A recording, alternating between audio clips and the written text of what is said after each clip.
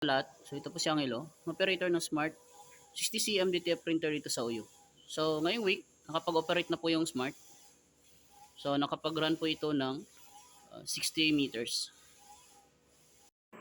So dito po yung head area niya.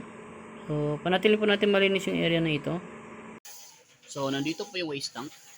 So kakapalit lang po siya noong last Saturday. So dito rin po yung AVR.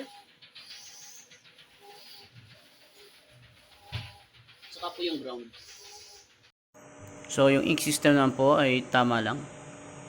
So after natin maon ng printer, so magki-cleaning po tayo. So yung gamit ko po na mode sa cleaning ay normal.